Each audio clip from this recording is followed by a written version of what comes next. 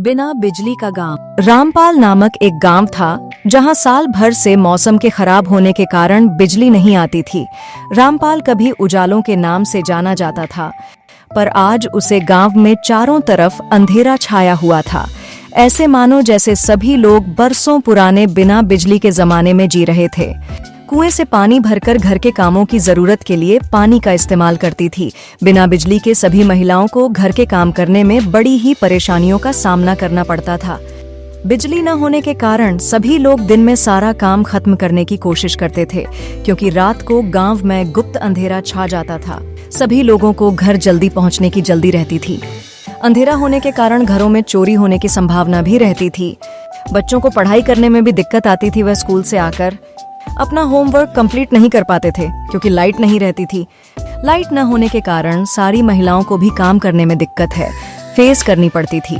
Washing machine के होते हुए सीमा को हाथ से कपड़े धोने पड़ते थे। एसी के होते हुए रिया को हाथ से पंखा चलना पड़ता था।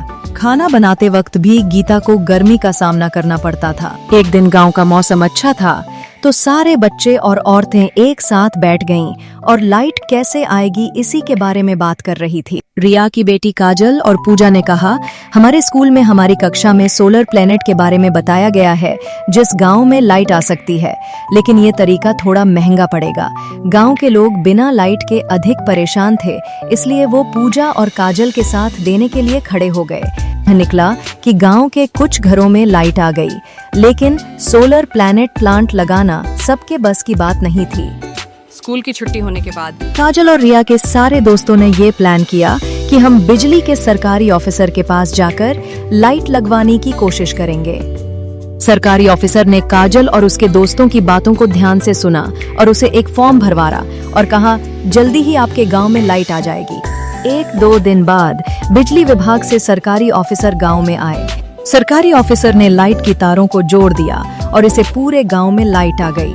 इस प्रकार गांव वाले की खुशियों का ठिकाना नहीं रहा और गांव वालों को काजल और रिया उसके सभी दोस्तों पर गर्व महसूस हुआ। दोस्तों, यह कहानी हमें सिखाती है कि बिना बिजली जीवन कितना कठिन है, लेकिन जब सब लोग मिलकर अपनी समस्या के लिए आवाज उठाते हैं तो बदलाव जरूर आता है। एकता ही सबसे बड़ी ताकत है।